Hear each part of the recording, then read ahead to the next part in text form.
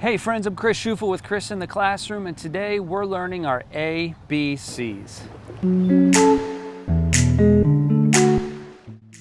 So there was a psychologist named Dr. Albert Ellis. He was super famous in the psychology world, and he discovered that people's emotions happen in an ABC pattern. Here's what I mean. First, there's an A, there's an activating event. Stuff happens to you, something happens, you interact with people, somebody gives you a compliment, somebody insults you, you stub your toe, you find $1 on the ground. Stuff happens to you. It's called life. Life happens, but there's an A, there's an activating event. You can't control A, you can't control what happens to you, but suffice it to say, there's an A, there's an activating event. Stuff happens to you. Now the next thing we see is C, our emotional consequence, our feelings, our emotions. And that could be anywhere from mad to sad to meh, kind of indifferent, or glad. Now it's easy to think that A causes C. It's easy to think that the stuff that happens to us causes us to feel a certain way.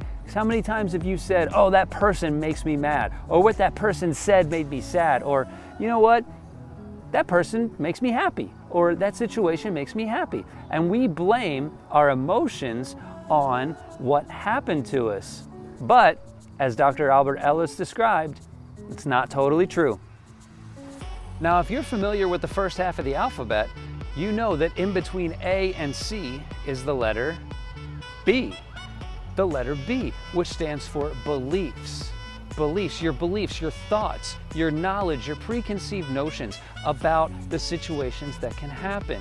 So really, things actually work out like this. Something happens to you, it runs through your belief system that you already have established, which takes a fraction of a second, and then because of your beliefs, your thoughts, your preconceived notions, you have an emotional reaction. Let me break that down a little bit more. Now let's say that somebody says something mean to you. Let's say they call you a mean name or they insult you in some way. Remember, you can't control that. That's A. You cannot control A. You can't control other people. But let's say they do it anyway.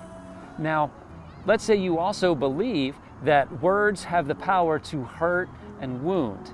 And you believe that nobody has the right to say mean things to you. That everybody needs to be kind to me 100% of the time. Then your emotional consequence is going to be a bad one. You're probably going to feel hurt. You're probably going to feel mad. You're probably going to feel sad. But let's flip the narrative. Let's say that somebody's mean to you. Let's say they say something mean or they call you a mean name. But this time, let's say you believe that words don't have to hurt me. Words only have the power that I give them. And you know what? That person might be having a rough day. I'm not going to take it to heart. I'm not going to take it personally. How's your emotional consequence going to be?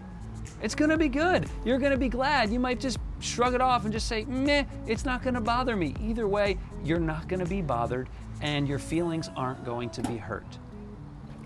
You see, friends, when you change the way you think about things, then you can control how you feel about them. If you think that words don't have to bother you, then guess what? They won't. If you think that somebody else's mean behavior doesn't have to bother you, then chances are it won't. And you have control over that. In order for somebody to break your heart, they have to go through your brain.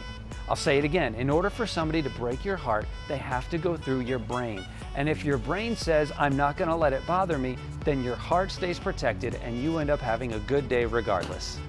Hey friends, thanks for watching. Hey, if you want to keep up with me, go to ibullyou.com. I'll send you some free stuff to your email. And if you want me to come and impact your school, go to chrisintheclassroom.com. chrisintheclassroom.com. Things are fired up all over the place. I look forward to seeing you out there. Until next time, class is dismissed.